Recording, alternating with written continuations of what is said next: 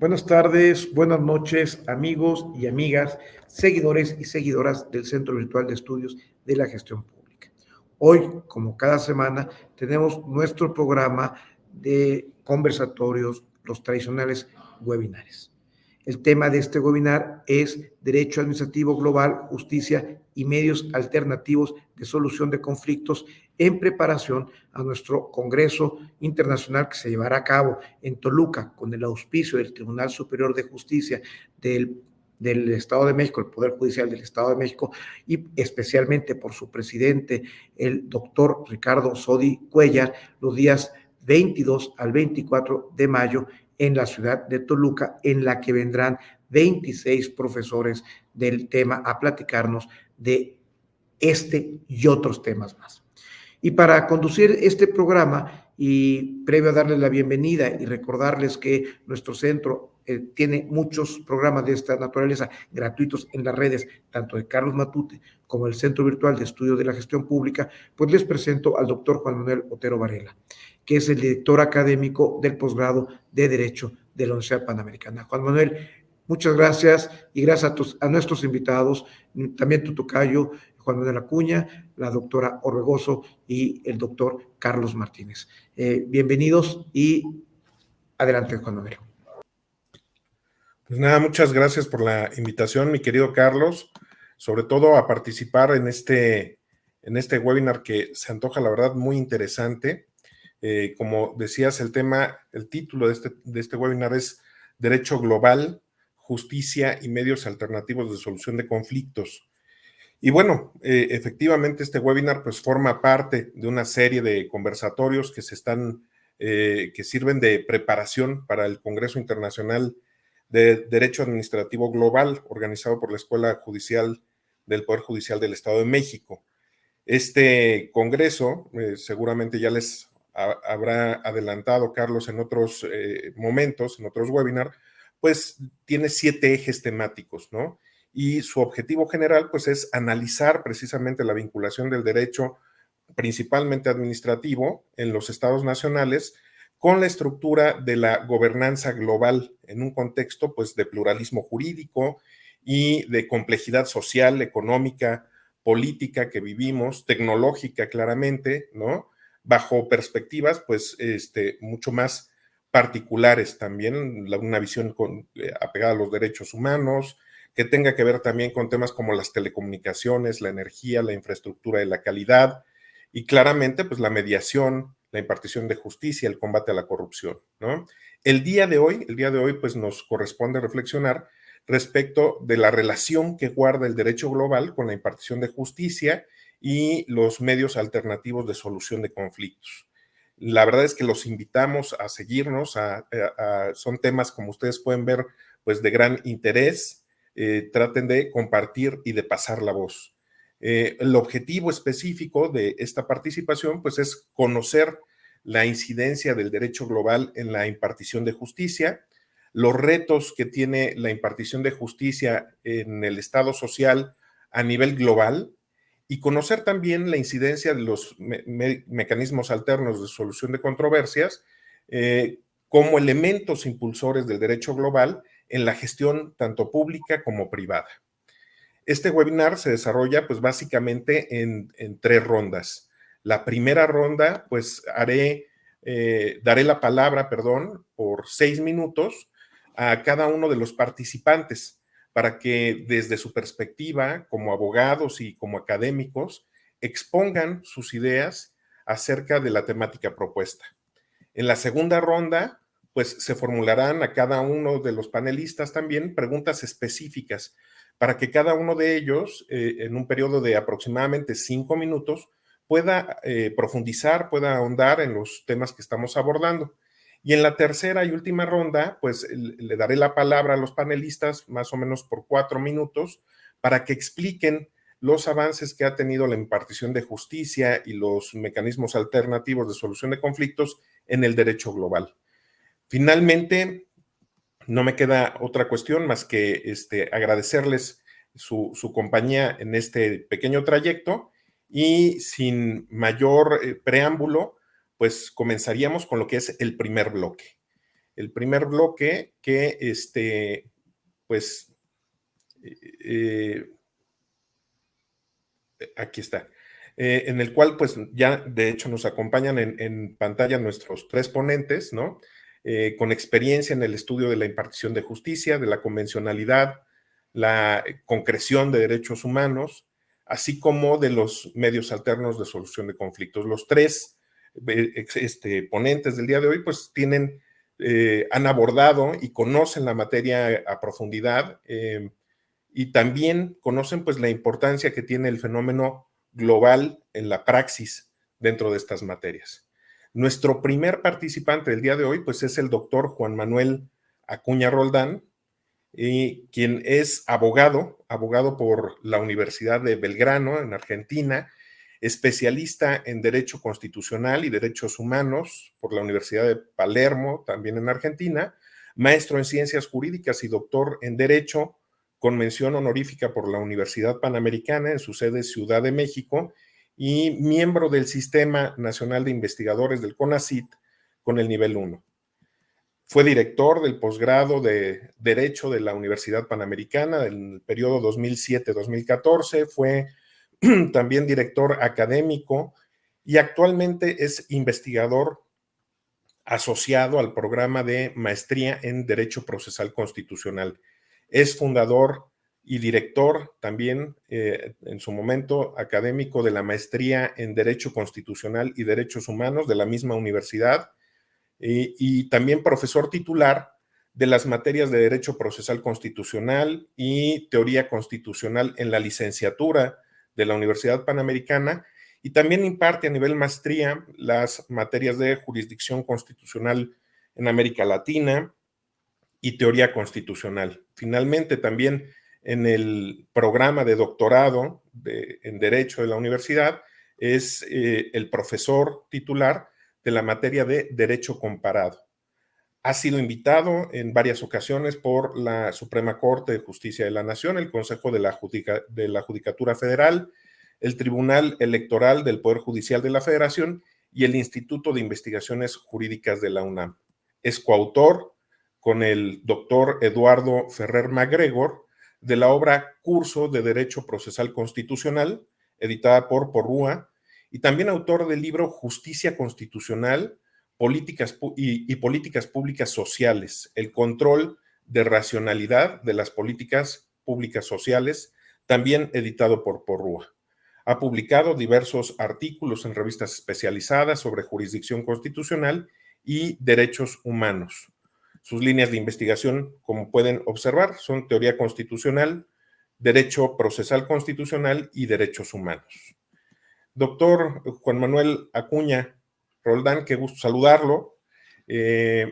Pues la primera pregunta obligada, digamos, dentro de este panel, pues es, ¿qué debemos entender por derecho global y pues cuáles son esos presupuestos o en qué se basa el derecho global? Adelante, tiene la palabra por 6 minutos, doctor. Bueno, muchísimas gracias por la invitación, a Carlos, a ti, querido Juan, y me da mucho gusto compartir el panel con estos queridos colegas. Bueno, a ver, algunas cosas básicas para entender de qué hablamos cuando hablamos de derecho global. Yo diría la primera cuestión, hablar de derecho global es hablar de una obra en construcción, digamos, ¿no? Sobre todo si tomamos en cuenta que el derecho global aspira a la construcción de, bueno, un orden global justo, digamos, ¿no? Es decir, un orden global justo de la mano del derecho que se contrapone a esta visión muy westfaliana del derecho anclado en clave del Estado-nación, ¿no? En clave de soberanía. El derecho global es un proyecto, ¿no? que se propone en última instancia, casi yo diría como un ideal regulativo, la construcción de un orden global justo, sobre todo enfocándonos mucho, que es el ámbito que a mí más me interesa, digamos, en el tema de los derechos humanos, ¿no? El derecho global se acerca más a la idea de cosmópolis, digamos, que a la idea de Estado-nación. Trata de dejar atrás la idea de Estado-nación. La segunda idea que pondría sobre la mesa para tratar de entender de qué hablamos cuando hablamos de derecho global sería la siguiente. A ver, el derecho global de alguna manera se impone como una necesidad. ¿Por qué? Bueno, porque impulsado por este proceso, digamos, tan polifacético que llamamos globalización, el derecho sigue teniendo dos fines, me parece, muy, muy importantes, que ahora se escalan. Uno es, por un lado, la solución de conflictos y por el otro lado, el lograr colaboración, ¿no? En cuanto al tema de la solución de conflictos, digamos, solución de conflictos, superación de tragedias, etcétera, etcétera, en el marco de la globalización los problemas adquieren una envergadura transnacional y por ende los estados no tienen per se por sí solos elementos para poder afrontar ese tipo de problemas que afectan a toda la humanidad. Entonces, los estados están limitados en medios, pero también limitados en su ámbito decisorio. Pero por otro lado, la globalización también es un proceso que materializa relaciones que se generan más allá del Estado, por fuera del Estado, por encima del Estado, sobre las cuales el Estado no tiene ningún tipo de control en ocasiones. Y entonces, digamos, es necesario también pensar en un derecho que pueda ser eficaz para regular esas relaciones que se generan allende del Estado. Ahora, si pensamos más concretamente en los fines del Estado, perdón, en los fines del derecho, en términos funcionales, volviendo a esta idea que mencionaba recién, digamos, ¿qué es lo que se propone el derecho? Bueno, por un lado, solucionar conflictos y por otro lado, generar colaboración. Pensemos en cómo esto se ha ido manifestando en la construcción de un derecho global. Bueno, en realidad la solución de conflictos tiene que ver con esta vieja idea kantiana, ¿no?, de la paz por medio del derecho. ¿Qué se ha hecho a nivel de instancias globales para esto? Bueno, por un lado, claro, la generación de un derecho internacional que va desde el jus cogens hasta nuevas reglas para solucionar diferendos entre estados, pero por otro lado, considerando que en el marco del derecho global el Estado ya no es el actor más relevante, sino que ahora la persona pasa a ser, digamos, actor relevante, se podría decir que la solución de conflictos también se ha tratado de afrontar a partir de la generación de lo que podríamos llamar un derecho constitucional cosmopolita, ¿no? Y esto, bueno, que es un proceso en marcha, yo diría que ha tenido como dos grandes mm, caminos. Por un lado, el primero, tal vez, la generación de algunas instancias de naturaleza jurisdiccional, eh, para juzgar crímenes, tribunales ad hoc, después tribunales más institucionalizados como la Corte Penal Internacional, pero también esto ha tenido que ver con la construcción paulatina, progresiva, de un sistema universal de protección de derechos humanos, de subsistemas regionales, y a partir de esto de la generación de un corpus iuris, ¿no?, en materia de derechos humanos, que yo diría que es la médula o consiste, o se podría presentar como la médula de esto que hoy por hoy llamamos constitucionalismo cosmopolita. Constitucionalismo, sí, cosmopolita, global, común, etcétera, etcétera. Ahora bien, hay otro aspecto del derecho global que me parece también sumamente relevante y que tiene que ver con esto de generar, digamos, colaboración, ¿no?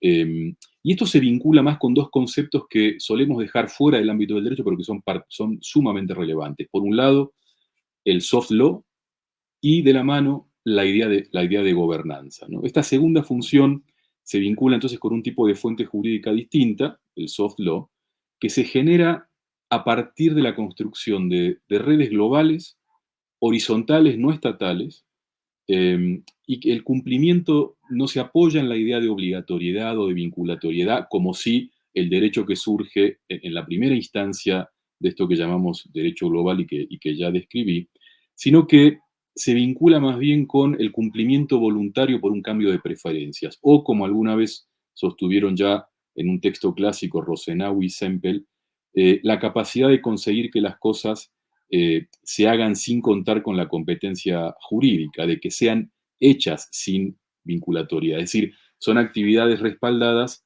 por metas compartidas, no por un elemento coactivo. Entonces, a mí me parece que una primera idea sería identificar en el derecho global estos dos grandes ámbitos, ¿no? Y una segunda cuestión que también me parece muy relevante, porque aquí también yacen los problemas que a veces detienen la marcha del derecho global y que es que a toda idea de derecho global subyace una idea de justicia global. Justicia global no en términos de institución, de eso hablaré más adelante, sino en términos de, permítanme decirlo así, una teoría de justicia compartida. ¿Y esto qué presupone? Bueno, yo diría que presupone como mínimo lo siguiente. Primero, un cierto compromiso con una cierta forma de gobierno. ¿Cuál es? La democracia constitucional, fincada, claro, en la idea de derechos, no solo civiles y políticos, sino fundamentalmente derechos sociales. Ese acuerdo se presupone. En segundo lugar, el derecho global, decía ya, no se finca en la idea de soberanía del Estado, se finca en la idea de dignidad de la persona. Y esto también implica un cambio absolutamente radical. En tercer lugar, también esa justicia global presupuesta requiere un cierto tipo de compromiso con la libertad y con la igualdad. Y me parece que ese compromiso sigue siendo o sigue estando anclado fuertemente en clave individualista.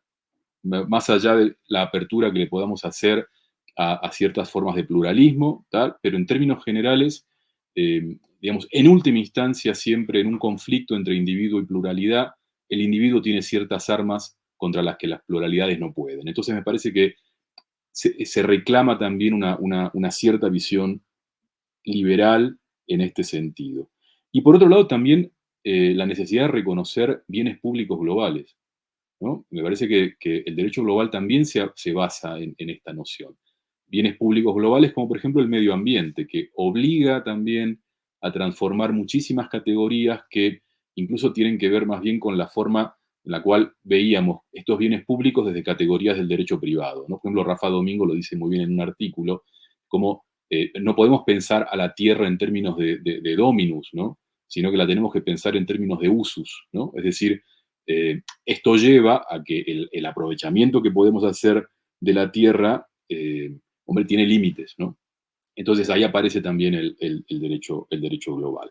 Entonces yo diría, la globalización permite una interconexión mucho más fuerte, exige atender problemas de naturaleza global que excede las fronteras de los estados. Esto obliga a la generación, digamos, de un derecho global, pero que debe presuponer necesariamente una cierta noción compartida de justicia global. Los problemas que tiene el derecho global justamente tienen que ver con los desacuerdos que se dan en su base, es decir, a propósito de la justicia global. Ahí lo dejaría por el momento. Muchas gracias, querido Juan Manuel. Pues, como siempre, muy interesante este primer saque, este primer planteamiento, para irnos adentrando un poco a lo que es la temática de este webinar. Y bueno, pues ahora iríamos con nuestra segunda invitada, que es la doctora Miluska Fiorella Orbegoso, Silva. Ella es de nacionalidad peruana, es licenciada en Derecho por la Universidad de Piura, en Perú, es maestra en Derecho por la Universidad de Navarra, en España, y cuenta con una estancia de investigación sobre el Estado social y la administración pública prestadora en la Universidad de Münster, en Münster, Alemania. Es doctora en Derecho también por la Universidad de Navarra, España, con la tesis titulada La protección de los derechos fundamentales en las prestaciones sociales, relevancia de la organización y el procedimiento, bajo la dirección del doctor Ángel Gómez Montoro, calificada con sobresaliente cum laude. Ha sido miembro del programa de formación docente de la Universidad de Piura y becaria en distintas instituciones nacionales y extranjeras. Ha sido investigadora de tiempo completo del Centro de Investigaciones Jurídico-Políticas de la Universidad Autónoma de Tlaxcala, profesora de tiempo completo del Departamento de Derecho de la Universidad de las Américas, Puebla, y directora de Desarrollo de la Facultad de la Escuela de Ciencias Sociales y Gobierno del TEC de Monterrey. Es autora del libro Derechos Fundamentales y Prestaciones Sociales, una aproximación desde la teoría de la organización y el procedimiento, publicado por el Centro de Estudios Políticos y Constitucionales de Madrid, España. Es autora de distintos artículos doctrinales en revistas indexadas tanto a nivel nacional como extranjero. Es miembro del Sistema Nacional de Investigadores del CONACYT con nivel 1 y miembro de la Asociación Peruana de Derecho Constitucional. Su área de especialidad es el Derecho Constitucional y actualmente es profesora e investigadora de tiempo completo de la Facultad de Derecho de la Universidad Panamericana, Ciudad de México. Doctora Miluska Orbegoso, qué gusto saludarla, qué gusto tenerla con nosotros el día de hoy para platicar de un tema también que es sumamente relevante, ¿no? La impartición de justicia y los derechos sociales. Y con esto empezaría precisamente mi planteamiento hacia usted. ¿La impartición de justicia en materia de derechos sociales es distinta a los demás derechos o es igual? Esa sería la pregunta. Adelante, por favor, doctora, tiene 6 minutos. Muchísimas gracias, antes que nada, por la invitación que me hacen de participar el día de hoy y sobre todo de compartir este espacio con queridos colegas. El tema que me trae el día de hoy y conectándolo un poco con la presentación que previamente hacía el doctor Acuña, pues hablamos un poco para dar el contexto general de derecho global y en este caso vinculado ya en concreto a la impartición de justicia en materia de derechos sociales. Y muchísimas gracias por esta pregunta de apertura, porque para responderla creo que tenemos que retroceder un poco para poder entender qué son los derechos sociales. Y si me permiten, quisiera partir con una especie de comparativo con los que tradicionalmente se conocen como derechos de libertad, que son los que se conquistan, digamos, durante el siglo XVIII y vamos evolucionando ya al siglo XIX, siglo XX, donde aparecen los famosos derechos sociales de manera positiva, incluso con la Constitución Mexicana del 17, que es conocida por ser la primera constitución social del mundo. Entonces, desde mi punto de vista, la impartición de justicia, y respondiendo directamente a la pregunta de los derechos en los derechos sociales, sí es distinta de los demás. Y esto se debe, en términos sencillos, a la propia naturaleza de los derechos sociales. Definirlos es complicado porque dentro de ellos podemos encontrar derechos de distinta naturaleza. Por ejemplo, podemos pasar por un derecho tradicionalmente prestacional, como es la educación, a pasar a otro que puede ser más tradicionalmente de libertad, como es un derecho de huelga, aunque vinculado a los derechos laborales. ¿Qué diferencia a los derechos sociales de los derechos de libertad? Un primer elemento que creo que es indispensable identificar es que, a diferencia de los tradicionales derechos de libertad, es que los derechos sociales implican actuaciones positivas por parte del Estado, es decir, un hacer. El Estado, y con la conquista del concepto de Estado social, se ve obligado o llamado por los ciudadanos a actuar, a realizar actuaciones, ya sea monetarias o en calidad de prestación, es decir, en especie, para poder concretar el contenido de estos derechos. Mientras que en la etapa liberal y en general los derechos de libertad, aunque sí implican cierta actuación, se garantizan en sí mismos en términos generales, a través de la abstención, es decir, en un no hacer. Esa sería una primera diferenciación. En segundo lugar, los derechos sociales se caracterizan en su mayoría por tener un contenido prestacional, es decir, hay prestaciones, ya decía hace un momento, económicas o materiales, como denomina el profesor Rodríguez de Santiago, personales o de manera de prestación no personal, para poder concretar su realización. Y podemos pasar por un simple ejemplo, es decir, la concreción del derecho, por ejemplo, de acceso a la salud, ¿se materializa simplemente recogiéndolo en un texto constitucional? No. Se requieren de muchas actuaciones que implica prestar por parte del Estado y muchas veces se transforma en la construcción de hospitales, contratación de personal o a veces disposición de efectivo o de dinero o de realización de convenios con otras instituciones, cosa que no sucede en el caso de los derechos de libertad. Y algo muy importante, como una de las últimas características de los derechos sociales, es que la finalidad de estos derechos es alcanzar la igualdad, pero la igualdad material. No solamente la igualdad formal, es decir, que todos seamos tratados por igual ante la ley, sino la igualdad en la práctica.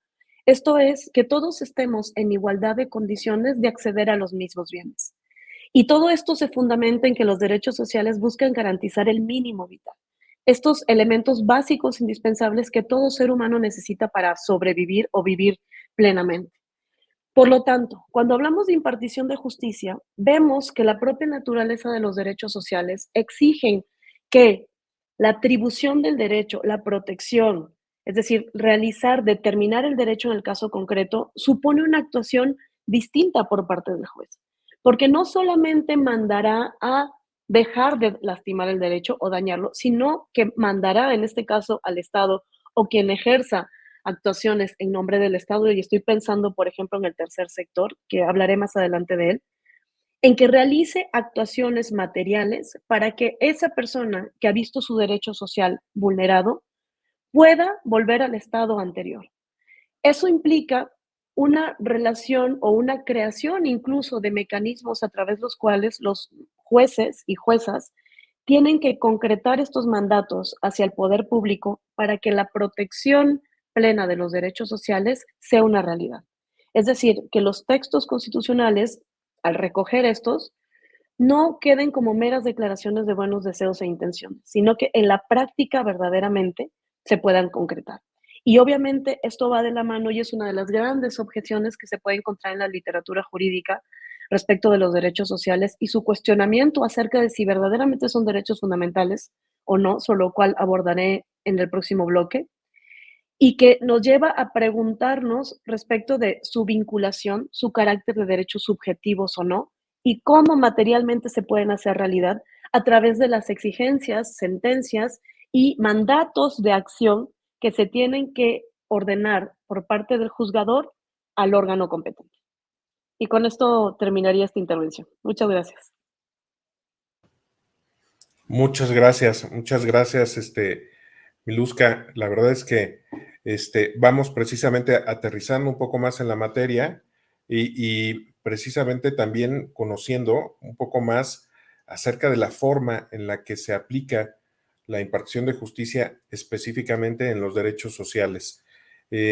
Muchas gracias por esa participación y ahora pues daría la entrada precisamente con nuestro siguiente invitado, el tercero de nuestra charla. Les comentaba yo al inicio de este webinar que busca atender dos aspectos en particular: la relación que tiene el derecho global con la impartición de justicia, pero también una parte que es fundamental es la relación que tiene el derecho global con los mecanismos alternos de solución de conflictos. En este caso, tenemos como invitado al maestro Carlos Martínez Tripp, quien es licenciado en Derecho por la Universidad Panamericana, con título homologado al de licenciado en Derecho en España, máster en Asesoría Jurídica de Empresas por el IE en Madrid y maestro en Propiedad Industrial, Derechos de Autor y Nuevas Tecnologías por la Universidad Panamericana. También cuenta con un máster en Mediación, Negociación y Resolución de Conflictos por la Universidad Carlos III de Madrid y es actualmente también doctorando del programa de Derecho, de doctorado en Derecho de la Universidad Panamericana.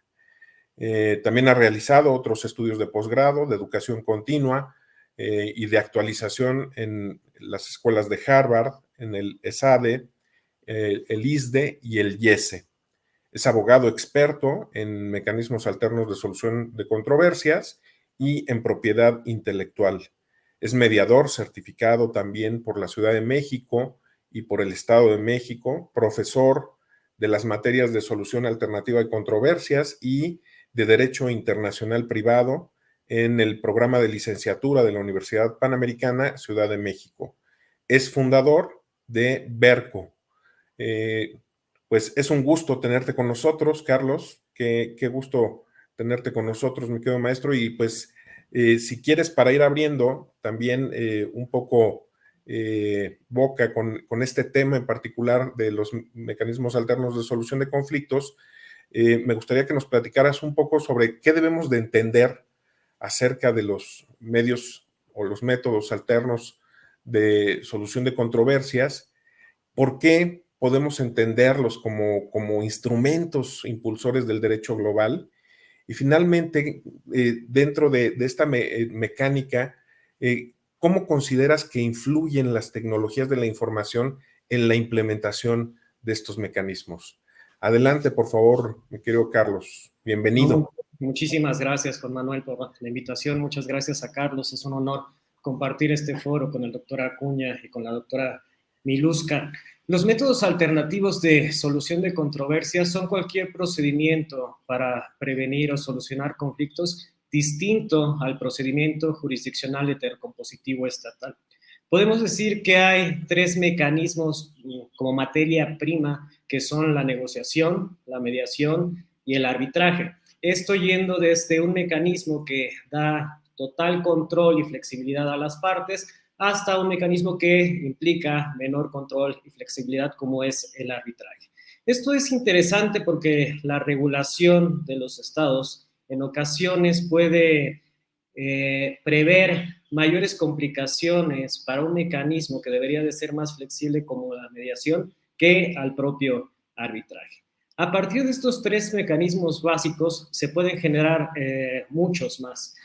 Tenemos mecanismos que no están contemplados en una legislación, como por ejemplo los dispute boards, y el hecho de que no lo estén expresamente en una ley no implica que no existan o que no se puedan desarrollar en nuestro país.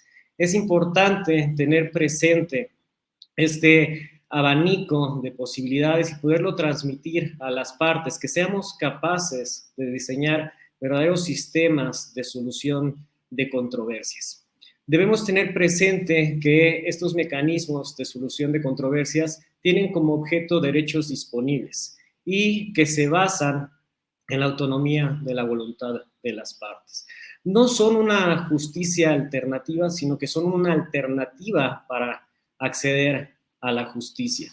A algunos no les gusta el término alternativo porque consideran que tiene una connotación como de menor calidad que la vía común, la vía ordinaria, y han sustituido este término por adecuados, denominando los métodos adecuados de solución de controversias, lo cual ha llegado incluso a un proyecto de ley en España, cuando realmente el procedimiento jurisdiccional estatal en ocasiones será el procedimiento más adecuado e incluso podría ser el único si la controversia versa sobre derechos no disponibles. Por lo cual podríamos hablar más bien de mecanismos eficientes de solución de controversias. Y es por esta característica de que son más eficientes que el proceso jurisdiccional estatal que permiten impulsar el derecho global. En Europa, el libro verde denominado sobre las modalidades alternativas de solución de conflictos en el ámbito del derecho civil y mercantil de la Comisión de las Comunidades Europeas del año 2002, ya establecía que estos mecanismos son una respuesta a las dificultades que implica el acceso a la justicia, sobre todo en litigios de carácter internacional que se caracterizan por esta lentitud y el coste de los procedimientos, y además de añadir cuestiones complejas como el conflicto de leyes y el conflicto de jurisdicciones, por lo cual consideran que los MASC encuadran en las políticas sobre la mejora del acceso a la justicia. Además, estos mecanismos alternativos de solución de controversias o de conflictos permiten que en un solo procedimiento se atiendan conflictos que pueden versar sobre diversas materias y también procedimientos que podrían tener vinculación con distintos países. Entonces, en lugar de tener que ir a los tribunales de cada país por las vías que su legislación considere pertinentes, puedo solucionar todos estos conflictos a través de un solo mecanismo, un solo método. Permiten además que las actuaciones del procedimiento se lleven en un lugar distinto al que establecimos como sede. Por ejemplo, en el arbitraje, si establezco como sede Madrid, todas las actuaciones se pueden llevar en otro lugar e incluso no llegar a pisar Madrid, lo que facilita esta desvinculación con el Estado.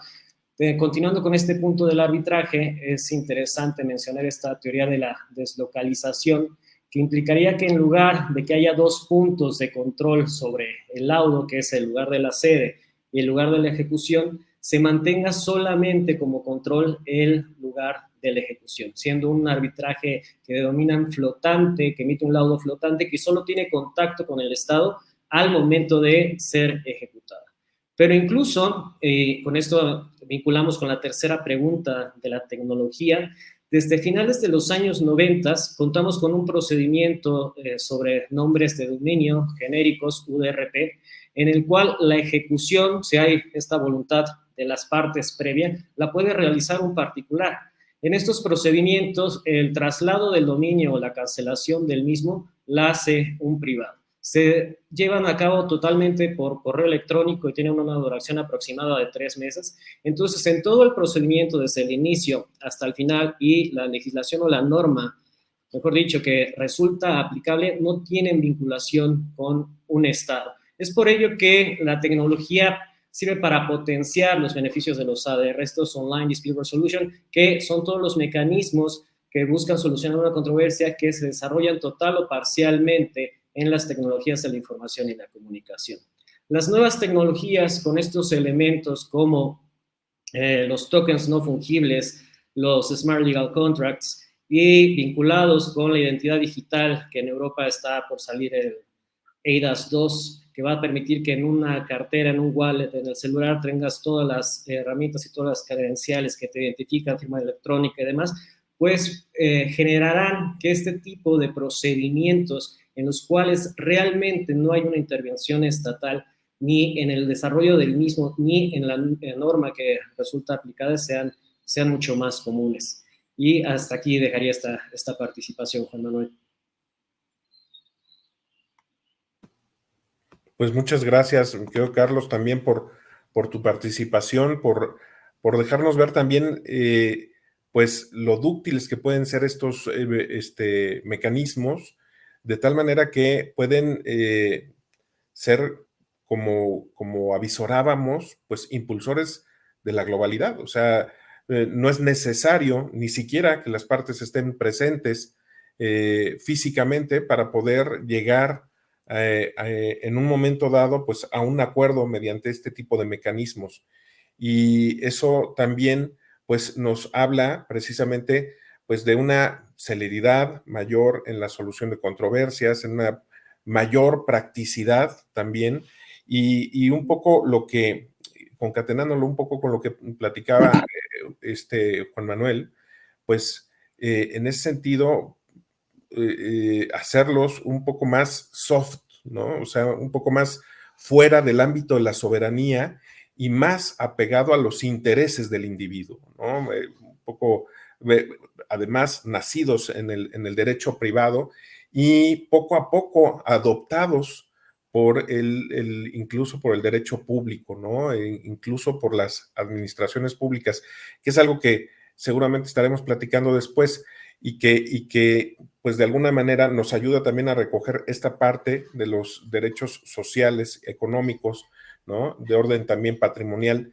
cómo el Estado de alguna manera busca vincular este tipo de esquemas también, pues para tener un mayor acercamiento con la ciudadanía, ¿no? De una manera un poco más directa.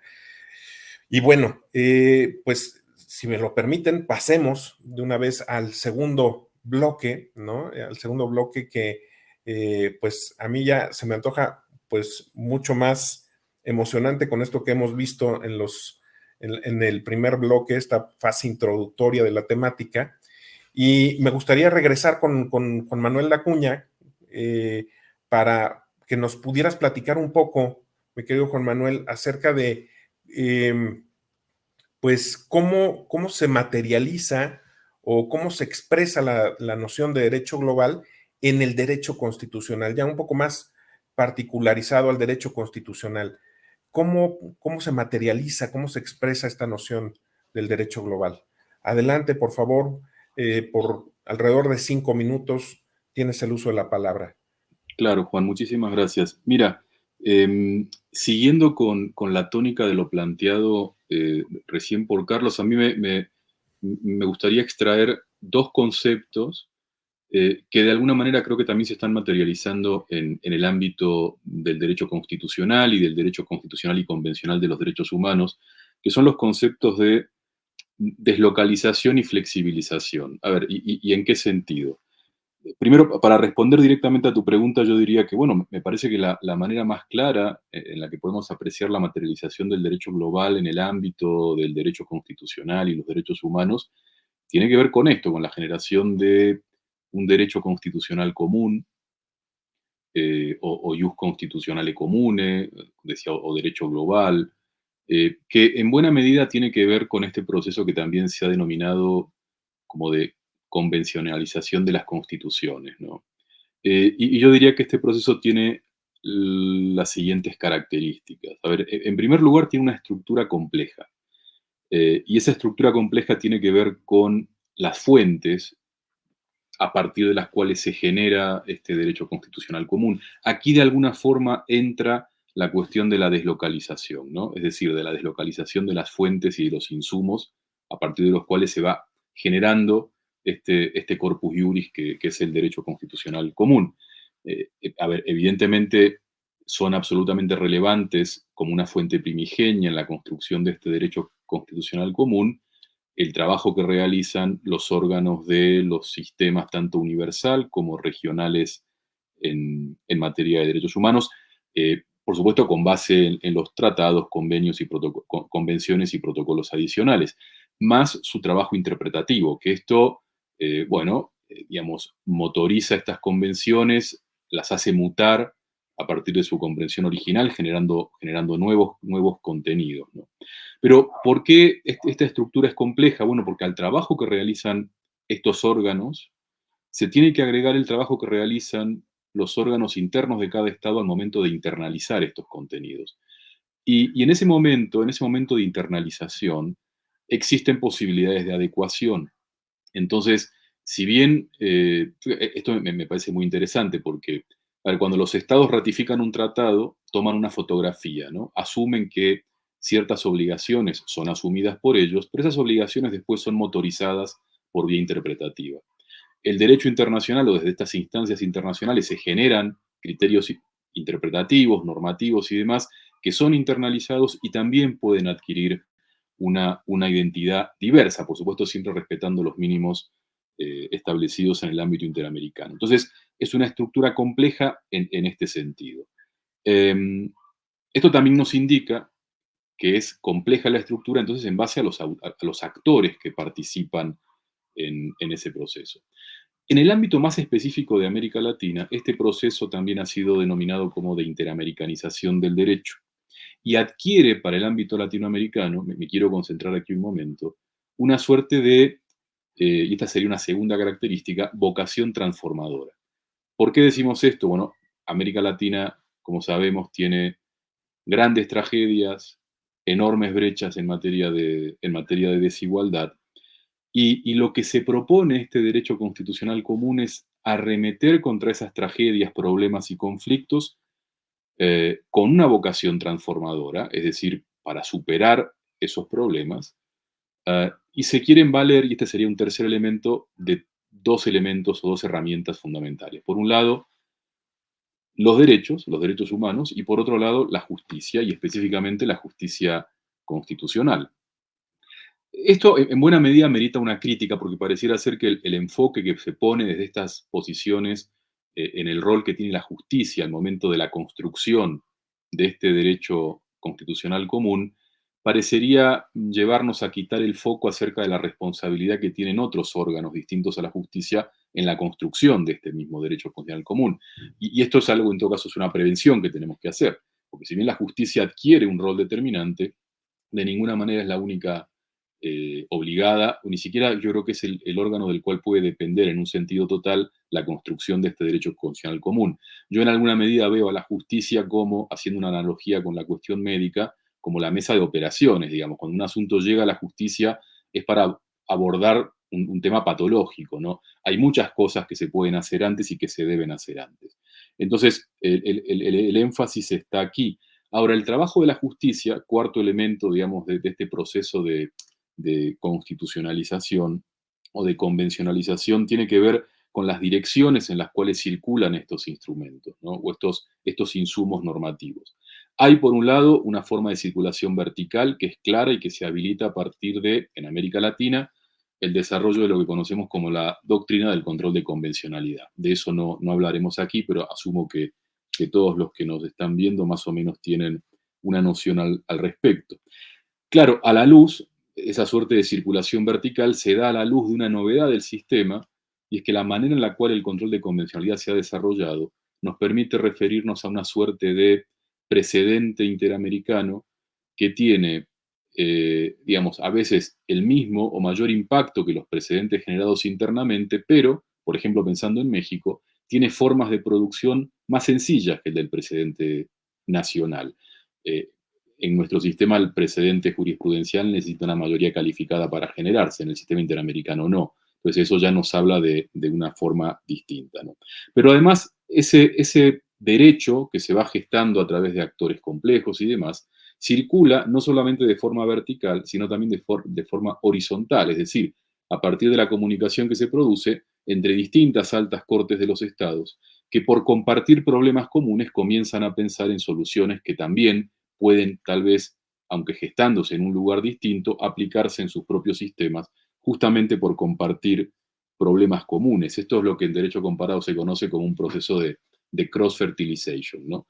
Esto también abona a la generación de este derecho constitucional común. Ahora bien, la primera consecuencia en la generación de estos procesos de comunicación y de circulación tiene que ver con que, bueno, distintos criterios sustantivos comienzan a ser aplicados en múltiples sistemas.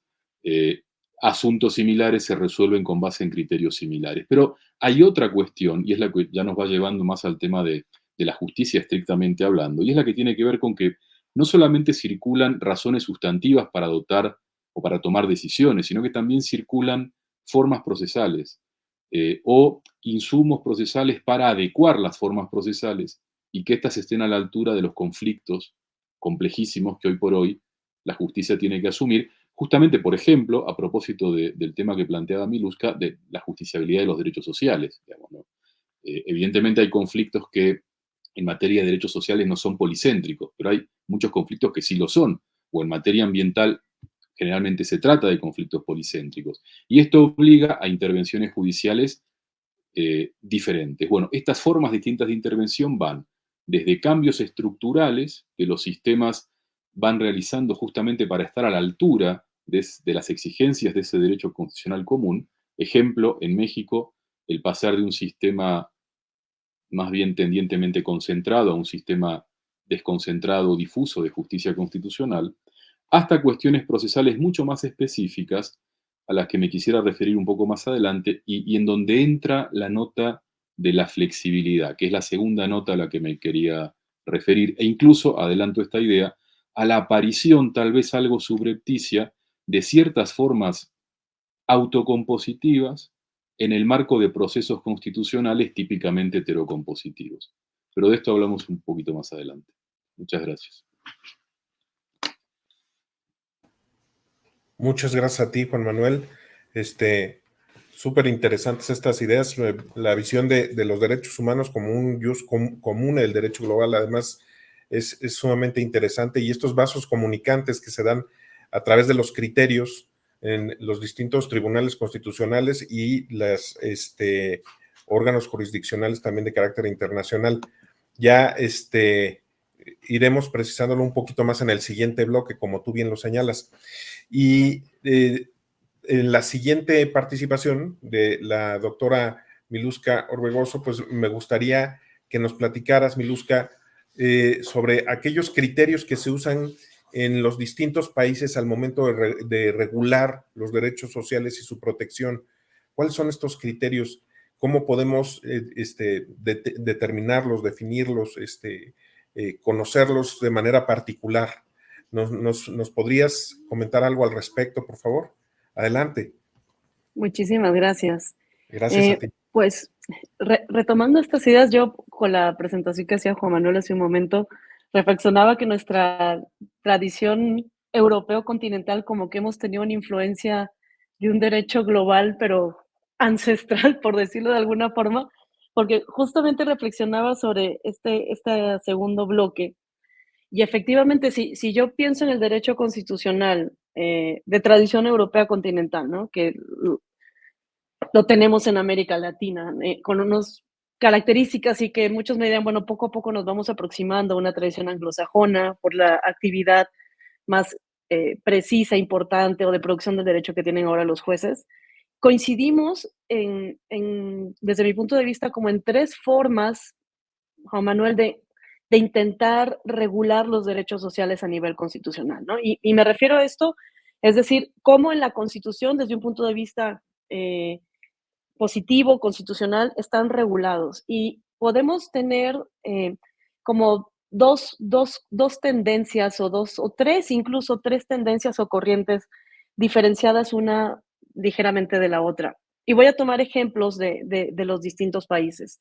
Eh, Podemos tomar, por ejemplo, el caso alemán, que es muy similar a la regulación desde mi punto de vista en el caso mexicano, con las diversas diferencias que hay económicas, sociales, culturales entre ambos países, pero estamos haciendo un análisis de cómo en la Constitución se regulan, donde los derechos sociales son verdaderos derechos fundamentales, ¿no? ¿Y a qué me refiero con esto de verdaderos derechos fundamentales?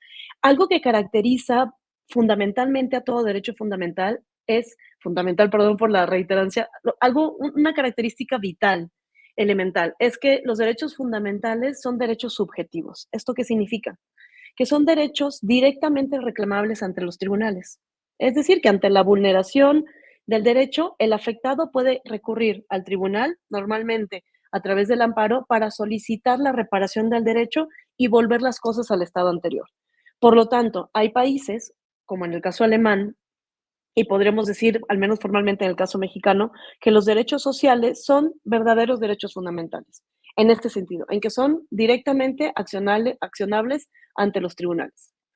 Y tenemos otro caso, como es el caso español, donde los derechos sociales, y me refiero aquí al capítulo tercero de la Constitución española, que señala que los derechos sociales, e interpretado en una interpretación armónica de otros artículos de la Constitución, que los derechos sociales, salvo el derecho a educación, por ejemplo, son derechos denominados principios rectores de la política social y económica. Es decir, hay una reflexión por parte del constituyente donde reconoce que los derechos sociales no son derechos fundamentales, es decir, en el sentido de que no son derechos subjetivos, es decir, no reclamables directamente ante los tribunales, hasta que el legislador haya regulado este derecho y por lo tanto ya haya determinado su prestación, su efectividad. ¿Esto por qué? En el fondo ya hay mucho debate al respecto. Una de las grandes razones es que los derechos sociales naturalmente requieren de recursos económicos por parte del Estado. Y se entiende entonces que el encargado de aprobar el presupuesto, que es el legislativo, es el más indicado para determinar cuándo y en qué momento un derecho social se va a volver directamente reclamable. Ahora, esto no obstante, con reconocer que aunque no sean derechos fundamentales en el sentido de derechos subjetivos, esto es, directamente reclamables, siguen siendo vinculantes, como todo lo contenido en la Constitución, a los tribunales, es en el sentido de que tienen una dimensión objetiva, sobre la cual profundizaré en la tercera parte de esta presentación. Y finalmente, permítanme dar de ejemplo, en el caso peruano, sí, claro que se reconoce a los derechos sociales como verdaderos derechos fundamentales. Pero ¿qué sucede? Que la Constitución, en una de sus disposiciones últimas y transitorias, hace una precisión y dice, se reconoce entonces que por la especial naturaleza que tienen, estos derechos están como blindados de una cláusula de progresividad. ¿Esto qué significa? Que en la medida de las posibilidades del Estado se irán concretando. Por lo tanto, hay, creo yo, como una especie de traba o de candado para su plena realización, que nos lleva a preguntarnos y reflexionar sobre lo primero que me preguntabas y sobre lo que veremos en el último bloque, de todos los retos y dificultades que pueden tener su plena realización. Porque como siempre lo digo, de nada sirve tener una constitución que formalmente recoja y proteja derechos cuando en la práctica esto no se logra conseguir. Muchas gracias.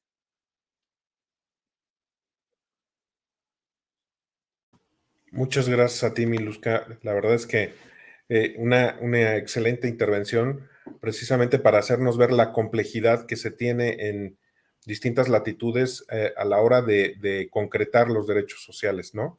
Y cómo verlos desde el punto de vista constitucional como un derecho fundamental o como un simple principio para aplicación de políticas públicas que hace solamente hasta que se concreta la política pública, que ese se vuelva un derecho fundamental propiamente aplicable, cómo nos cambia completamente el panorama, ¿no?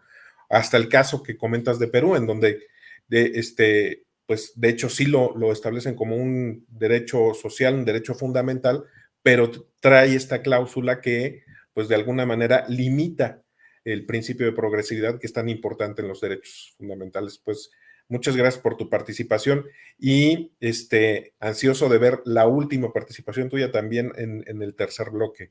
Y finalmente, para cerrar este segundo bloque, tenemos nuevamente la participación de Carlos Martínez Tripp, precisamente con un aspecto que es bastante interesante, sobre todo en nuestro país, en México, porque hace apenas unos meses se publicó en el Diario Oficial de la Federación la Ley General de Mecanismos de Solución Alternativa de Controversias. Y esta ley, pues bueno, viene a concretar muchos de los aspectos que estamos viendo en esta materia, pero también, como todo primer saque, digamos, de una disposición legislativa, puede traer algunas circunstancias que necesitan afinarse y que en la práctica seguramente se irán afinando. En tu opinión como experto, ¿cuál consideras que debe ser el papel del Estado, mi querido Carlos, en estos procedimientos? Tanto al instrumentarlos como al participar como parte propiamente en el desarrollo de los mismos. Adelante, por favor, Carlos. Muchas gracias, Juan Manuel. Sí, como bien mencionas, tenemos esta nueva Ley General de Mecanismos Alternativos de Solución de Controversias, en la cual, entre otras innovaciones, por así denominarlos, tenemos los mecanismos alternativos en materia administrativa. No es algo totalmente nuevo, ya que en diversos ordenamientos se prevé la posibilidad de que el Estado actúe como parte en mecanismos autocompositivos. Y también, hablando de los heterocompositivos, incluso recordemos que existen los arbitrajes de inversión, en los cuales claramente el Estado es una de las partes. En esta nueva ley, en el aspecto de los mecanismos alternativos en materia administrativa, existen ciertos candados para que el Estado pueda acudir a ellos, por lo cual va a ser muy importante que realmente el Estado busque que esta imposibilidad de acudir sea la excepción y que no sea la regla general, para que ofrezcan estos verdaderos beneficios. Como comentaba la doctora Miluska, no basta con tener una legislación, es necesaria esta aplicación práctica. Hablando ya en general de los mecanismos alternativos, el Estado debe tener siempre presente el hecho de que se fundamentan en la autonomía de la voluntad. Y esta deriva de la dignidad humana, por lo que no debe de ser indebidamente limitada. Los límites a esta dignidad humana son las normas imperativas, los derechos humanos y el orden público. De ahí en fuera, una limitación que vaya más allá por parte del Estado debería de ser considerada una vulneración a esta dignidad humana. El Estado debe de cumplir un papel de apoyo y no intervencionista en estos mecanismos alternativos de solución de controversias. Y no solamente respetarlos, sino impulsar su aplicación. No debe de percibir estos mecanismos como una competencia del procedimiento jurisdiccional estatal, lo cual desgraciadamente acontece en operadores judiciales que tienen un cierto rechazo a la implementación de estos ADR. No debe de favorecer los mecanismos públicos sobre los mecanismos privados. En nuestra legislación se contemplan ambas figuras, pero sería un error por parte del Estado dar una fortaleza mayor a la vía pública y volver a generar este obstáculo, esta burocratización que impide un acceso eficiente a la justicia. Debe ser consciente de estas relaciones internacionales que cada vez son más habituales y por lo tanto ofrecer una certeza jurídica para cuando se eligen estos métodos como medios para solucionar los conflictos. Al respecto, es importante que el Estado prevea la posibilidad de manera clara de ejecutar los mecanismos alternativos llevados en el extranjero, no solamente los nacionales, sino también aquellos que se llevaron en el exterior puedan ser ejecutados en territorio nacional para favorecer este tráfico jurídico externo. Para ello podría funcionar la suscripción de la Convención de Singapur, que es a la mediación, lo que la de Nueva York es el arbitraje. Respecto a la regulación de los mecanismos alternativos basados en o desarrollados total o parcialmente en la tecnología de la información y la comunicación, denominados ODR, es fundamental que no pierda de vista los principios de no discriminación, neutralidad tecnológica y equivalencia funcional. No negar efectos al procedimiento simplemente por el hecho de utilizar tecnologías de la información y la comunicación, que la legislación no presuponga ni establezca la tecnología que se debe de utilizar, ya que esto además facilitaría que en un futuro próximo quedase totalmente rebasada, pero tampoco es correcto simplemente decir si es válido utilizar los mecanismos desarrollados a través de las TIC, sin especificar cuáles son las funciones fundamentales que se cumplen por los medios tradicionales, que también se deberán cumplir utilizando las tecnologías de la información y la comunicación para que tengan los mismos efectos. Debe entender que la vía jurisdiccional para la solución de controversias sobre derechos disponibles solamente es uno de muchos caminos posibles para poder acceder a la justicia. No se debe de confundir el acceso a la justicia con el acceso a la tutela judicial efectiva. En relación con esto, me gusta lo que menciona el preámbulo de la Ley de Mediación en Asuntos Civiles y Mercantiles de España, que dice: la mediación es un instrumento eficaz para la resolución de controversias cuando el conflicto jurídico afecta a derechos subjetivos de carácter disponible, contribuyendo a concebir a los tribunales de justicia en este sector como un último remedio. Y puede ser un hábil coadyuvante para la reducción de la carga de trabajo de aquellos, reduciendo su intervención a aquellos casos en que las partes enfrentadas no hayan sido capaces de poner fin, desde el acuerdo a la situación de controversia. Sería mi participación en esta pregunta, Juan Manuel. Muchas gracias. Súper interesante. La verdad es que esta ley, como bien señalas, viene a romper ciertas suspicacias, ¿no? Porque también he escuchado de alguna manera la crítica que había en cuanto a su establecimiento, por ejemplo, en la materia administrativa, que como bien señalas, no es algo novedoso. Ya, por ejemplo, en temas de contratación pública es un tema, la aplicación de mecanismos alternos es un tema bastante añejo, ¿no? Que haya tenido una mayor o menor incidencia, bueno, eso es otra cosa, pero que estuviera previsto, siempre ha estado previsto, tiene pues ya más de 20 años estando prevista esa posibilidad, pero siempre la suspicacia es la materia disponible, ¿no? ¿Qué tanto puede llegar a negociarse con el Estado y en qué aspectos? Y por otro lado, la suspicacia que había por parte de quienes se dedicaban de lleno a la mediación es qué tanto se puede regular, qué tanto se puede encauzar en una legislación los mecanismos alternos de solución de conflictos sin que pierdan esta flexibilidad y que los tome el Estado, digamos, como rector de alguna manera, ¿no? Este aspecto que tú bien señalas de la menor participación posible del Estado dentro de su implementación, eso es algo clarísimo también, ¿no? Entonces, pues bueno, te agradezco mucho la participación, mi querido Carlos, y estamos atentos a este cierre que se viene ya en el tercer bloque, al cual paso de inmediato, con mucho gusto, y les comento. En este tercer bloque, pues formularé alguna pregunta a los tres participantes para que den su respuesta y nos permitan, pues a nosotros como público de ustedes, conocer su opinión claramente y conocer los avances o los obstáculos que se dan, que pueden observarse en la impartición de justicia y en los mecanismos alternos de solución de conflictos a la luz del derecho global. En este caso, comenzaría con la participación del doctor Juan Manuel Acuña. Mi querido Juan Manuel, la pregunta sería, pues, ¿qué ventajas ha generado la globalización del derecho para la impartición de justicia y qué desafíos podemos advertir, qué desafíos presenta esta misma impartición de justicia globalizada, podríamos decir? Adelante, por favor, mi querido Juan Manuel, tienes el uso de la palabra.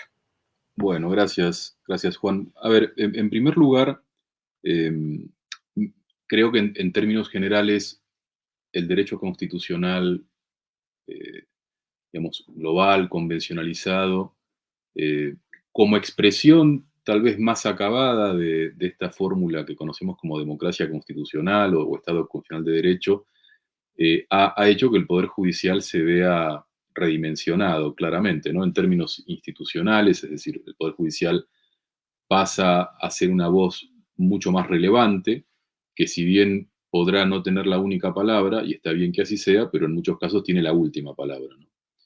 En materia de protección de derechos. Entonces, luego este redimensionamiento institucional se ha visto acompañado, como una consecuencia de ello, de un redimensionamiento funcional. Digamos, la justicia, en aras de tener que hacer eficaz un derecho cada vez más complejo y más exigente en términos de obligaciones respecto a las autoridades, pero también a otros particulares, bueno, ha tenido que,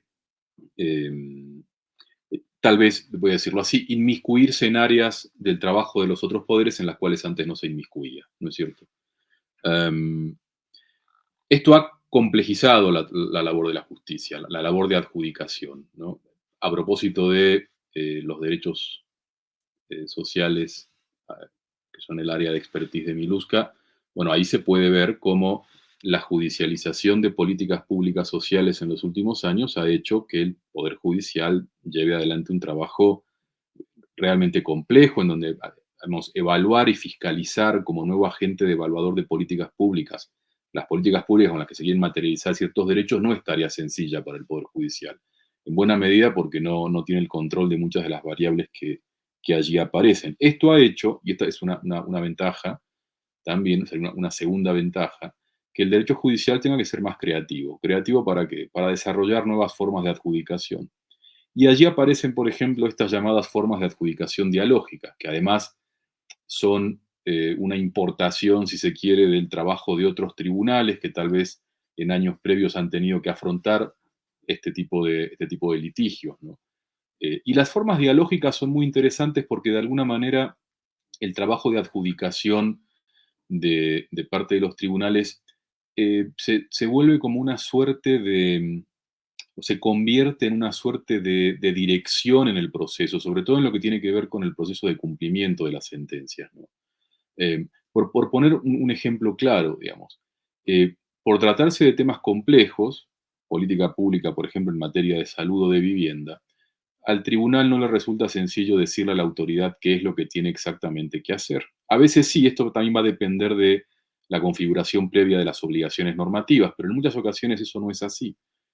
Eh, por ejemplo, si se trata de implementar una política de saneamiento por contaminación de un río, digamos, ¿no? La justicia no sabe exactamente qué hacer, pero ¿qué sí le puede decir a la autoridad? Preséntame un plan mediante el cual vas a sanear el río. Entonces, mediante órdenes más instrumentales, la justicia se convierte en un orquestador, ¿no es cierto?, para encontrar la solución.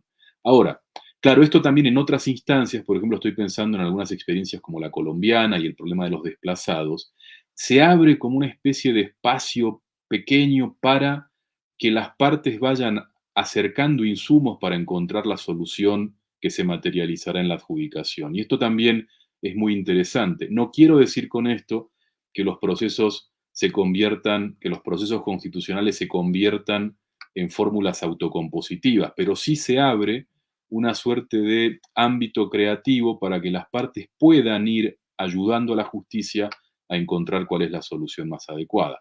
Esto también tiene sus límites y sus problemas, porque a veces, ¿cuál es el límite para que la autoridad diga cómo puede cumplir cierta obligación? Esto me recuerda a lo que planteaba Carlos recién y lo que planteabas tú en tu comentario, digamos, ¿cuál es el límite de lo disponible, ¿no? En estas fórmulas, permítanme llamarlas así, flexibles de adjudicación, más flexibles de adjudicación. No son más, pero son fórmulas flexibles dentro de la labor de la justicia constitucional. ¿Cuál es el límite? En México tenemos algunos ejemplos no muy buenos, aunque muy celebrados, pero me parece que de manera equivocada, como por ejemplo el famoso caso de Pabellón 13, ¿no?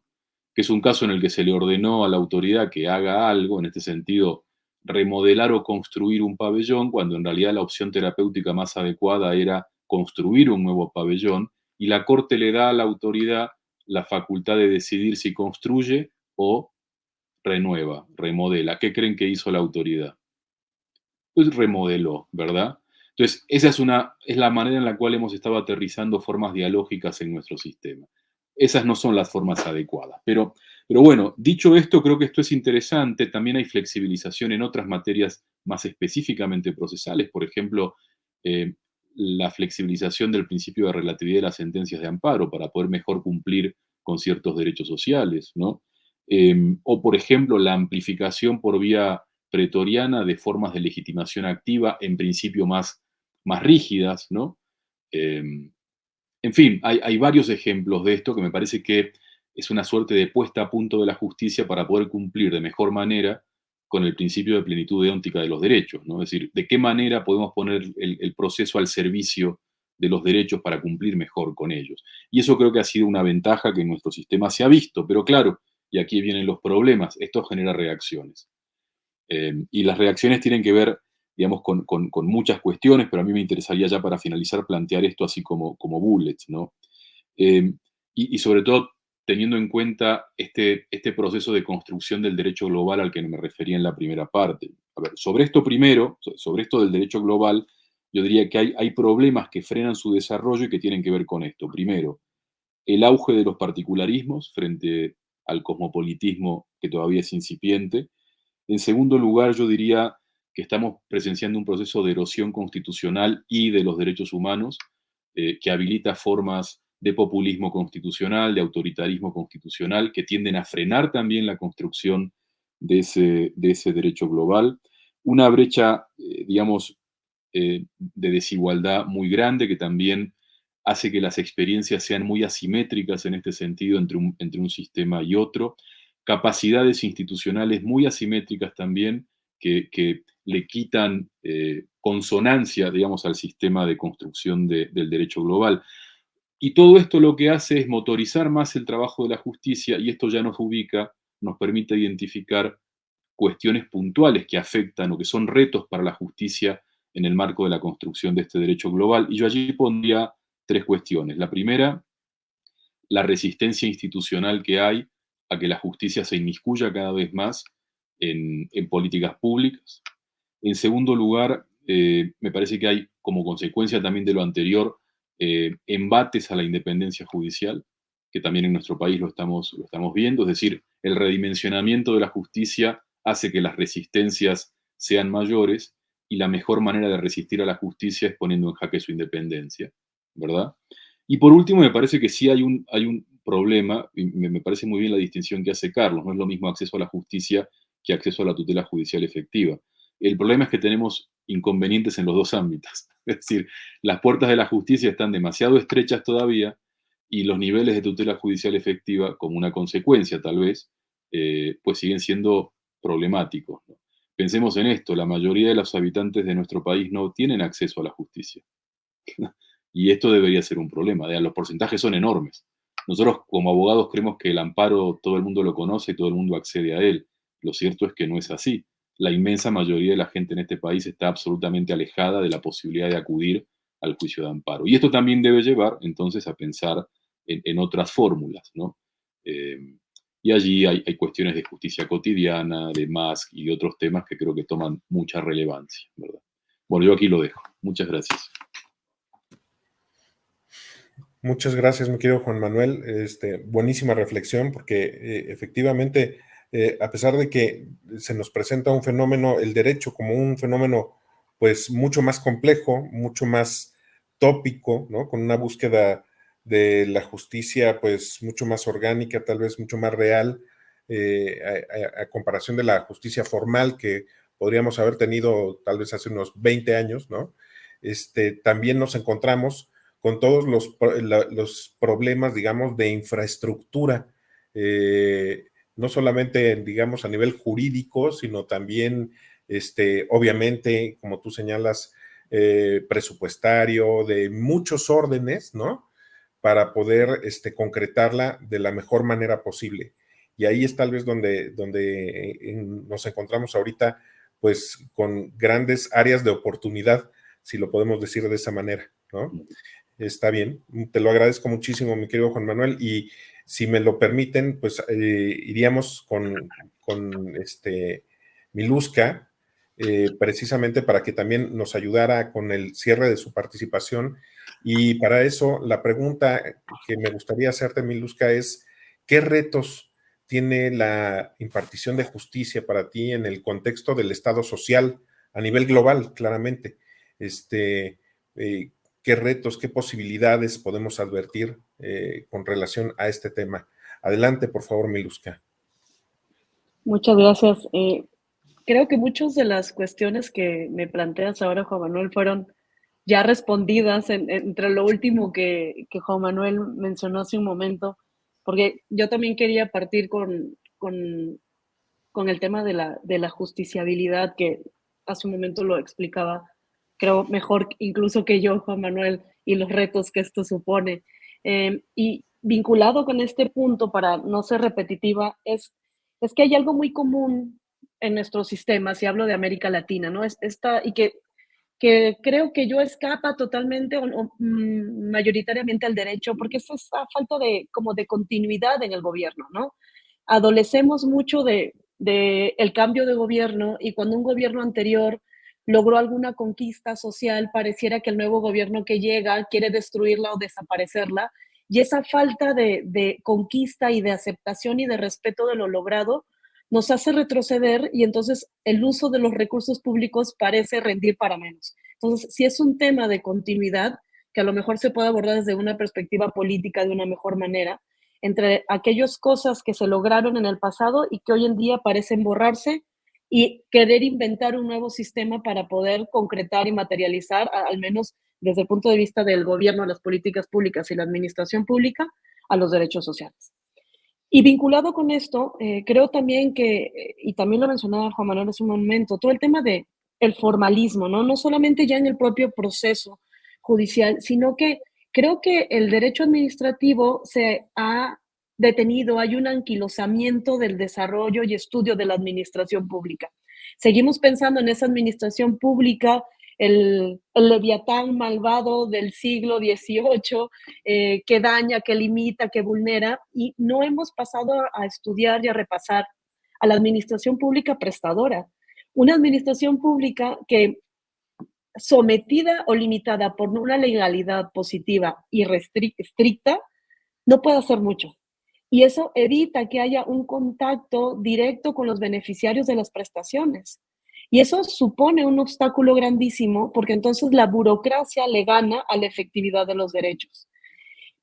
Y aunado a esto es la presencia del tercer sector, que lo mencionaba en la primera parte de esta conferencia, porque hoy en día, y de hace muchos años, el Estado no es suficiente para garantizar el Estado social.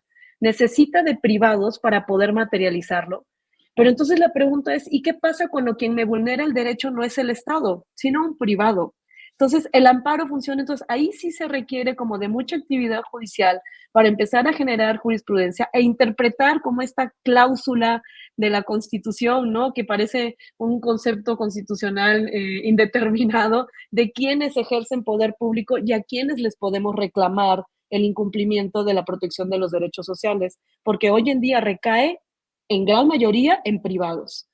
Y algo que también se mencionaba hace un momento, creo que en las primeras intervenciones de Juan Manuel respecto del Estado social y de la aparente lucha entre individualismo y pluralismo, pues si repensamos a la administración pública como una administración cercana, una administración prestadora, una administración, y cuando digo administración me refiero al funcionario, al individuo que entra en contacto con quien recibe la prestación, sobre todo las de servicio, ¿no?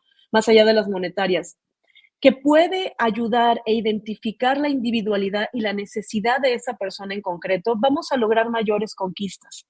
Una administración pública que se acerca, un administrado, aunque odio esa palabra, ¿no? De administrado, perdón, aquí Juan Manuel, pero me parece así como muy disminuida por parte del ciudadano, me gusta más la palabra ciudadano, un ciudadano que participe del procedimiento administrativo, que se realice en la ejecución y prestación, hasta diseño de la propia prestación. Y por último, no olvidar siempre que independientemente de la regulación que se tenga en los derechos sociales en cualquier país, están caracterizados de una dimensión objetiva. Es decir, los derechos sociales sean considerados positivamente, constitucionalmente, como derechos fundamentales o no, están presentes y forma parte de las obligaciones del Estado protegerlos y por lo tanto y en concreto de los tribunales para que esto no se pierda nunca de vista al momento de sentenciar o al momento de emitir una resolución. Y con esto terminaría, Juan Manuel. Muchas gracias. Increíble, muy bien, muy bien. Muchas gracias, Miluska. Fíjate que ahorita que estabas comentando todo esto, que complementa muy bien y profundiza también en lo que comentaba Juan Manuel en la participación anterior, me vino a la mente este derecho a la buena administración que últimamente está tan en boga por parte de los estudiosos del derecho administrativo y que no es otra cosa más que la búsqueda precisamente de esto que tú nos comentas, ¿no? El cambio de visión por parte de la administración y de una administración que busca no tanto la protección, digamos, de esas potestades que le han sido conferidas y el ejercicio de esas potestades, ¿no? Esa visión de la soberanía, como comentaba Juan Manuel al inicio de su intervención, sino más bien una visión basada precisamente en ver a la persona, ver al ciudadano, enclavada precisamente en la dignidad humana y que claramente busca la participación de ese ciudadano, ¿no? La coparticipación de ese ciudadano, no solamente en la definición de la política pública, sino en la concreción de esta, ¿no? La propia complejidad de la vida cotidiana nos muestra que es imposible que la administración pública pues pueda concretar todo lo que ahora tiene en sus manos y todo lo que ahora de alguna manera tiene que satisfacer en el individuo, ¿no? Tiene que proteger incluso en el individuo. Entonces, es necesarísimo ese cambio de percepción, ese cambio de visión dentro de la administración para construir todo esto de cara a la dignidad humana y de una manera coparticipativa, ¿no? Claramente. Pues la verdad es que me encantó tu participación, Miluska, porque me trajo precisamente ahorita ese amable recuerdo del derecho a una buena administración que ahorita está muy en boga también por parte de los administrativistas. Y bueno, para cerrar ya con broche de oro nuestro webinar, me gustaría invitar a nuestro último participante, a Carlos, para que nos platiques un poco, Carlos, acerca de tu reflexión en cuanto a cuáles consideras tú que son los principales aciertos y los errores o las áreas de oportunidad, por no llamarle así de una manera tan brusca los errores. ¿Cuáles son esas áreas de los éxitos y las áreas de oportunidad que tiene esta nueva Ley General de Mecanismos Alternativos de Solución de Controversias? ¿Consideras que se trata, por ejemplo, de un ordenamiento que recoge las mejores prácticas internacionales, que puede realmente coadyuvar a un mejor funcionamiento de la gestión pública y de la gestión privada en nuestro país? Adelante, por favor, mi querido Carlos. Muchas gracias, Juan Manuel. Respecto a los aciertos, creo que el primero es el no haber establecido una lista limitativa de métodos alternativos de solución de controversias. Luego que con la visión positivista que solemos tener, para muchos, si no encontramos un método en una ley, no existe. Olvidando que se basan en la autonomía de la voluntad y que versan sobre derechos disponibles, los que les da una naturaleza más bien contractual.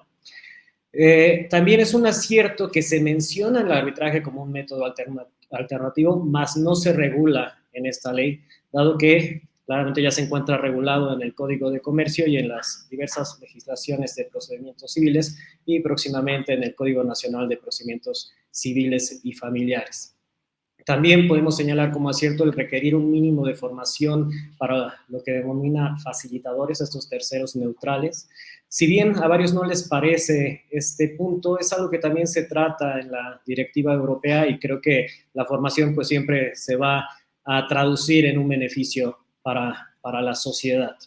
También es importante el hecho de que reconoce expresamente esta posibilidad del desarrollo de estos mecanismos a través de tecnologías de la información y la comunicación, lo cual, volvemos un poco a lo mismo, no es que antes no se pudiese, pero la autoridad administrativa y las autoridades jurisdiccionales, muchas veces como no estaba claramente en la ley específica, sino que se tendría que citar los códigos civiles, el Código de Comercio y demás, consideraban que no era viable. También es importante que prevé la ejecutabilidad de estos mecanismos que, como se menciona en diversos instrumentos internacionales, permite que no sean unos mecanismos de segunda calidad, sino que realmente sean equiparables al proceso jurisdiccional, dándole una eficiencia, una eficacia bastante importante. En cuanto a los aspectos negativos, pues partimos de los conceptos erróneos que se incluyen en esta nueva ley, que son varios, y como mero ejemplo, partimos del concepto precisamente de mecanismos alternativos de solución de controversias, que leo, dice, procedimientos no jurisdiccionales cuyo objeto consiste en propiciar la avenencia entre las partes de manera voluntaria, pacífica y benéfica para ambas, a través de concesiones recíprocas en una controversia o conflicto presente o futuro. En el artículo anterior estamos mencionando el arbitraje como uno de los mecanismos alternativos de solución de controversias, y en la definición de mecanismos alternativos de solución de controversias nos ceñimos a los métodos autocompositivos. También podemos ver como aspecto negativo que hay una sobreregulación y que se genera una burocratización de estos métodos. Se incluyen también de manera innovadora los sistemas automatizados que se relacionan con el uso de inteligencia artificial y la justicia descentralizada que se relaciona con el uso de las DLTs o cadenas de bloques, blockchain, que de la manera en que se incluyeron, violan incluso el artículo 2 de la propia Ley General de Mecanismos Alternativos de Solución de Controversias. Porque si nos damos cuenta, ese artículo 2 establece como objeto de esta ley los mecanismos que se desarrollan mediante la intervención de un facilitador certificado. Y la regulación de estos aspectos permiten que se den sin la intervención de alguno, no solo como auxilio a este facilitador, sino que se apliquen directamente, por lo cual hay una contradicción normativa en la propia legislación. También se regula una figura que nuestra ley denomina negociación colaborativa, cuando lo que se intentó regular era el derecho colaborativo. Sin embargo, no se hace mención a un elemento esencial, el punto distintivo de este derecho colaborativo, que es la prohibición para que los abogados colaborativos que participan en este procedimiento, representando a las partes, intentando llegar a un acuerdo que beneficie a todos, sean los mismos abogados que los representen en el litigio.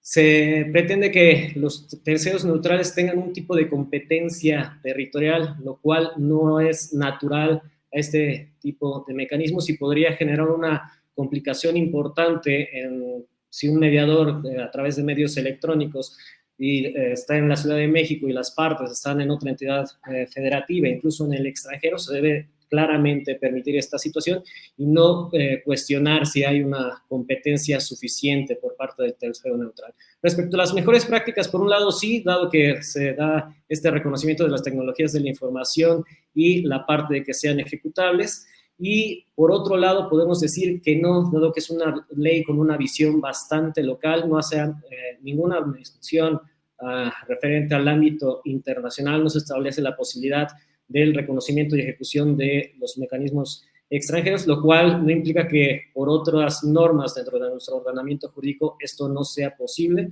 y se exige la nacionalidad mexicana para los facilitadores, lo cual también es cuestionable. Esta ley general puede coadyuvar a la mejor gestión pública y privada, ya que promueve la prevención y la solución de conflictos de una manera mucho más eficiente, pero no basta esta ley, se tienen que hacer ciertas reformas. Los lineamientos que emiten los consejos y las leyes locales deben corregir algunos aspectos contemplados en la propia ley, y también se complementaría suscribiendo la Convención de Singapur, que ya hemos mencionado, y generar que los diversos actores jurídicos modifiquemos nuestra forma de abordar los conflictos con trascendencia jurídica y que actuemos realmente desde la perspectiva del ciudadano, buscando un mínimo desgaste emocional y económico para solucionar sus controversias de mejor manera.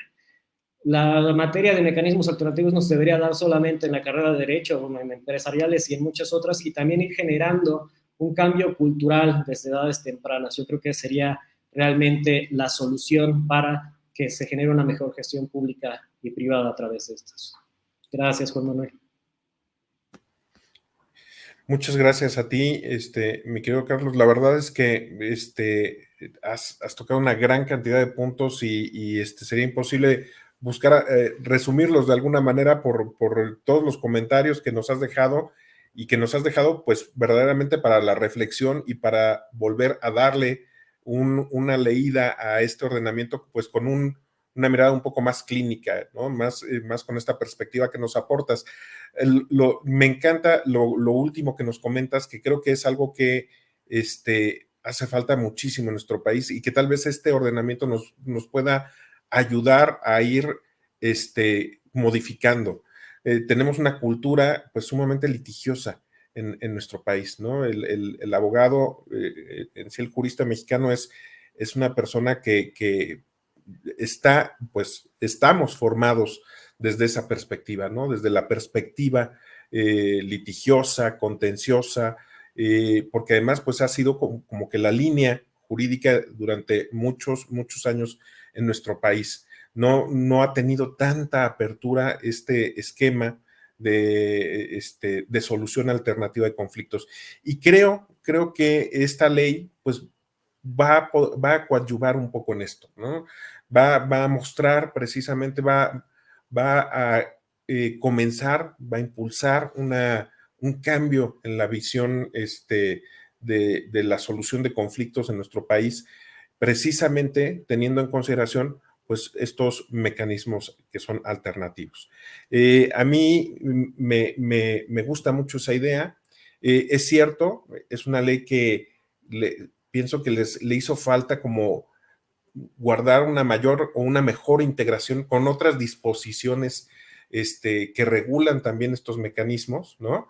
Pero, pues, como tú bien lo señalas, es un primer saque, es una primera gran oportunidad para conocer, para acercarnos a los mecanismos alternos de solución de conflictos y poco a poco seguramente se irán adecuando, se irán concretando y se irá haciendo pues mucho más homogéneo la aplicación de la norma, también facilitándola en estas cuestiones que tú nos haces ver como aspectos erróneos o áreas de oportunidad que tiene la propia ley. La verdad es que te agradezco mucho tu participación, es muy esclarecedora en esta materia que además, insisto, pues es una de los medios o los elementos a través de los cuales pues, el derecho global ha tenido una clara incidencia en los derechos nacionales, ¿no? Entonces, te agradezco nuevamente tu participación, mi querido Carlos, y en ese sentido, pues, hemos llegado al final de nuestro webinar, de nuestra participación. No me queda más que cerrar nuestra participación y decir que pues en nombre del Centro Virtual de Estudios de la Gestión Pública, en coordinación en este caso con la Escuela Judicial del Poder Judicial del Estado de México, pues les agradecemos la participación, su participación en este webinar. Agradecemos también en este caso pues a la doctora Miluska Orbegoso Silva, al doctor Juan Manuel Acuña Roldán y al maestro Carlos Martínez Tripp que nos hayan compartido sus reflexiones acerca del derecho global, la impartición de justicia y los medios alternativos de solución de conflictos. El compromiso de Sideris es con la difusión de la cultura jurídica y administrativa de la gestión pública y también pues es parte de lo que guía la labor de Sideris y de los consultores y académicos que participan con él. Sideris y el Centro Virtual de Estudios de la Gestión Pública estamos a sus órdenes en nuestras redes sociales, donde encontrarán pues el material gratuito sobre temas de su interés. Los invitamos a compartir en sus redes sociales nuestros contenidos. Un me gusta siempre ayuda a la difusión del conocimiento de lo público. Los invitamos a nuestro siguiente webinar. Buen día y que les vaya bien.